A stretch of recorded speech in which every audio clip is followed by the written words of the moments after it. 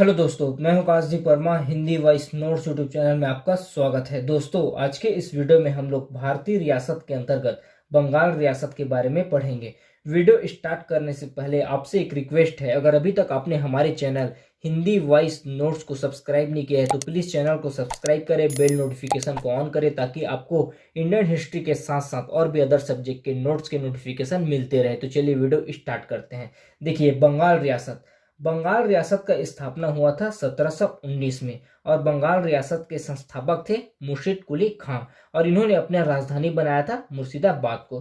थोड़ा सा हम लोग बैक स्टोरी देखते हैं। देखिए, मुगल शासक थे औरंगजेब। इन्होंने 1700 में बंगाल का सूबेदार बनाते हैं अजीत मुशान को और बंगाल का दीवान बनाते हैं मुर्शिद कुली खान को। देखिए, बंगाल के जो सूबेदार थे अजीत मुशान, इनका निवास दिल्ली में था, जिसके कारण बंगाल की सत्ता का वास्तविक संचालन मुर्शिद कुली खान के द्वारा किया जा रहा था। उसके बाद जब बंगाल के शासक फर्रुखसियार बनते हैं, फिर इनके द्वारा 1717 में बंगाल का सूबेदार मुर्शिद कुली खान को बनाया जाता है और यही बंगाल के अंतिम मुगल सूबेदार थे। इसके बाद यहाँ की जो शासन प्रणाली थी वह वंशानुगत हो गई थी। एक बार और बताता हूँ, जब मुगल शासक औरंगजेब थे तब इन्होंने 1700 में बंगाल का सूबेदार अजी मुसान को बनाते हैं और बंगाल का दीवान मुर्शिद कुली खान को बनाते हैं। लेकिन जो अजी मुशान थे, इनका निवास दिल्ली में था, जिसके कारण बंगाल की सत्ता का वास्तविक संचालन मुर्शिद कुली खान के द्वारा किया जा रहा था। उसके बाद जब मुगल शासक फर्रुखसियार बनते हैं तब यह 1717 में डायरेक्ट बंगाल का सूबेदार मुर्शिद कुली खान को बना देते हैं और यही मुगल साम्राज्य में अंतिम सूबेदार थे। उसके बाद मुर्शिद कुली खान के द्वारा 1719 में बंगाल रियासत का स्थापना किया जाता है। उसके बाद देखते हैं मुर्शिद कुली खान के द्वारा राजस्व सुधार। देखिए, मुर्शिद कुली खान ने क्या किया कि छोटे जमींदारों के विरुद्ध कार्रवाई किया और उनकी जो जागीर भूमि थी उसको खालसा भूमि में बदला। मुर्शिद कुली खान ने छोटे जमींदारों के विरुद्ध कार्रवाई किया और उनकी जो जागीर भूमि थी उसको खालसा भूमि में बदला। खालसा भूमि अर्थात सरकारी भूमि में बदला। बड़े किसानों को बनाए रखा। मुर्शिद कुली खान के द्वारा बड़े किसानों को बनाए रखा और उनसे राजस्व वसूली में सहयोग लिया। छोटे जमींदारों के विरुद्ध कार्रवाई किया और उनकी जागीर भूमि को खालसा भूमि में बदल दिया और जो बड़े जमींदार थे उनको बनाए रखा और उनसे राजस्व वसूली में सहयोग लिया और उनके द्वारा किसानों को ऋण की सुविधा उपलब्ध कराया गया बंगाल रियासत में। और इसका विरोध करते हैं बड़े जमींदार और इस विरोध का दमन भी मुर्शिद कुली खान के द्वारा किया जाता है और यह फिर उसके बाद अपना राजधानी परिवर्तन करते हैं ढाका से मुर्शिदाबाद। सबसे पहले वहां की राजधानी ढाका थी, उसके बाद वह मुर्शिदाबाद में परिवर्तन करते हैं। उसके बाद 1740 में बंगाल का नवाब बनता है अलीवर्दी खान और इसकी तुलना यूरोपियों ने मधुमक्खी से की है और अलीवर्दी खान के द्वारा अंग्रेज और फ्रांसीसियों को कलकत्ता और चंद्रनगर में किलेबंदी की इजाजत नहीं दिया। देखिए, अलीवर्दी खान यह बंगाल का नवाब बनते हैं 1740 में और इसकी तुलना यूरोपीय मधुमक्खी से करते हैं। इन्होंने अंग्रेज और फ्रांसीसियों को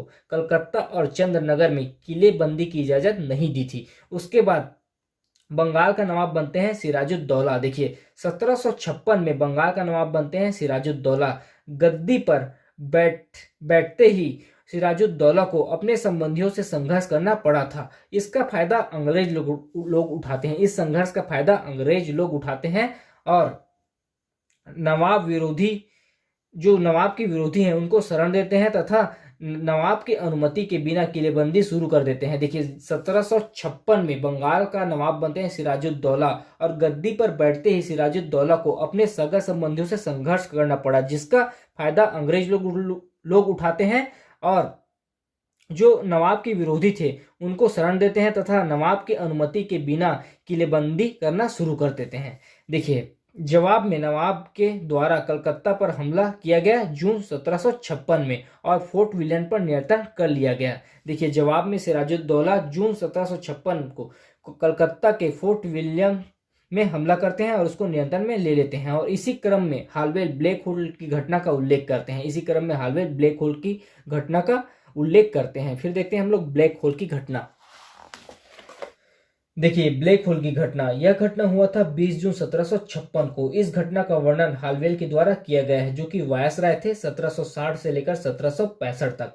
हालवेल के अनुसार 146 अंग्रेजों को 18 फुट लंबे तथा 14 फुट 10 इंच चौड़े कोठी में बंद कर दिया गया था। 146 अंग्रेजों को 20 जून 1756 को 18 फुट लंबे तथा 14 फुट 10 इंच चौड़े कोठी में बंद कर दिया गया था, जिसमें केवल 23 अंग्रेज ही जिंदा बचे थे। उसके बाद देखते हैं हम लोग प्लासी का युद्ध। देखिए, प्लासी का युद्ध हुआ था 23 जून 1757 को। स्थान था नादिया जिला, भागीरथी के तट पर यह युद्ध हुआ था। यह युद्ध हुआ था बंगाल के नवाब सिराजुद्दौला वर्सेस अंग्रेजों के बीच, और इस युद्ध में अंग्रेजों का नेतृत्व लॉर्ड रॉबर्ट क्लाइव के द्वारा किया गया था। इस युद्ध में सिराजुद्दौला पराजित होते हैं, और इसका मुख्य कारण यह था कि जो सिराजुद्दौला के सेनापति थे मीर जाफर, वह अंग्रेजों से जा मिलते हैं, और इसी षड्यंत्र के कारण सिराजुद्दौला को हार का सामना करना पड़ता है। उसके बाद जो सिराजुद्दौला के सेनापति थे मीर जाफर, उसको अंग्रेजों के द्वारा बंगाल का नवाब बनाया जाता है, और बंगाल के नवाब बनने के बाद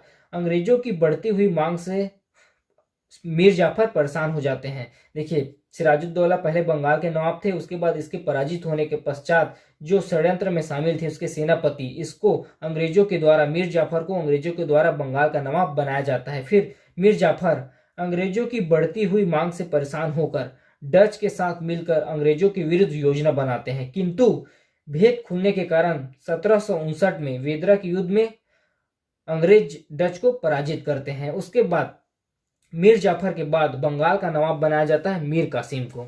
अंग्रेज मीर जाफर के बदले मीर कासिम को बंगाल का नवाब बनाते हैं, और इस सत्ता परिवर्तन को वेसिटांड की क्रांति कहा गया है। हालांकि इसमें जनता का कोई हाथ नहीं था। मीर कासिम अपनी राजधानी बनाते हैं मुंगेर को, और अपनी सेना को यूरोपीय पद्धति से प्रशिक्षित करते हैं। उसके बाद कुछ समय पश्चात मीर कासिम के द्वारा चुंगीकर को समाप्त किया गया, जिसके कारण अंग्रेज मीर कासिम के विरुद्ध कार्रवाई करते हैं, और मीर कासिम को हटाकर पुनः मीर जाफर को बंगाल का नवाब बनाते हैं। मीर कासिम अवध के नवाब के यहाँ जाकर शरण लेता है। उसके बाद मीर कासिम अवध के नवाब के यहाँ जाकर शरण लेता है। उसके बाद देखते हैं हम लोग बक्सर का युद्ध। देखिए बक्सर का युद्ध, यह युद्ध हुआ था 22 अक्टूबर 1764 को। देखिए, इस युद्ध में थे, एक पक्ष में थे बंगाल का नवाब मीर कासिम, अवध का नवाब शुजाउद्दौला और दिल्ली के सम्राट शाह आलम द्वितीय एक पक्ष में थे, और दूसरे पक्ष में थे अंग्रेज, और अंग्रेजों का नेतृत्व कर रहे थे कैप्टन मुनेरो। तो इस युद्ध में अंग्रेज विजयी होते हैं। बक्सर के युद्ध में अंग्रेज विजयी होते हैं, और इन तीनों को, जो एक संधि बनाकर युद्ध कर रहे थे, इन तीनों को हार का सामना करना पड़ता है। उस समय भारत के वायसराय थे वेसी टाट। ऐसा माना जाता है कि इसी युद्ध के पश्चात ब्रिटिश प्रभुत्व का स्थापना हुआ और भारत का गुलाम होना तय हुआ। देखिए, बक्सर का युद्ध हुआ था 22 अक्टूबर 1764 को। एक पक्ष में थे बंगाल के नवाब मीर कासिम, अवध के नवाब शुजाउद्दौला और दिल्ली के सम्राट शाह आलम द्वितीय, और दूसरे पक्ष में थे अंग्रेज, और अंग्रेजों का नेतृत्व कैप्टन मुनेरो के द्वारा किया जा रहा था। इस समय भारत के वायसराय थे वेसी टाट, और ऐसा माना जाता है कि इसी युद्ध के पश्चात जब अंग्रेज विजयी होते हैं, तब ब्रिटिश प्रभुत्व की स्थापना हुआ और भारत का गुलाम होना तय हुआ। इसके बाद होता है इलाहाबाद की संधि। बक्सर के युद्ध के बाद होता है इलाहाबाद की संधि। यह संधि हुआ था 12 अगस्त 1765 को। इस संधि में थे मुगल सम्राट शाह आलम द्वितीय और अवध के नवाब शुजाउद्दौला वर्सेस अंग्रेज के बीच यह संधि होता है। इस संधि की प्रमुख शर्तें देखते हैं। देखिए, इस संधि के तहत अंग्रेज सरकार ने बंगाल, बिहार, उड़ीसा को दीवानी प्राप्त हुआ। देखिए, इस संधि के तहत अंग्रेज सरकार को बंगाल, बिहार, उड़ीसा तीनों क्षेत्र में दीवानी प्राप्त हुआ। इलाहाबाद व कड़ा का क्षेत्र मुगल सम्राट शाह आलम द्वितीय को दे दिया गया। अवध को बफर स्टेट के रूप में बदल दिया गया।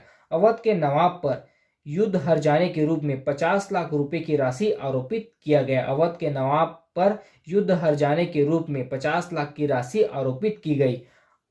अवध को आश्वासन दिया गया, यदि कोई अवध पर आक्रमण करता है तो उसका सहयोग अंग्रेज करेगा, लेकिन जो उसमें खर्चा आएगा वह पूरा खर्चा अवध के नवाब को उठाना पड़ेगा। या इस संधि में हुआ। तो इस पार्ट में हम लोगों ने बंगाल रियासत के बारे में पढ़ा।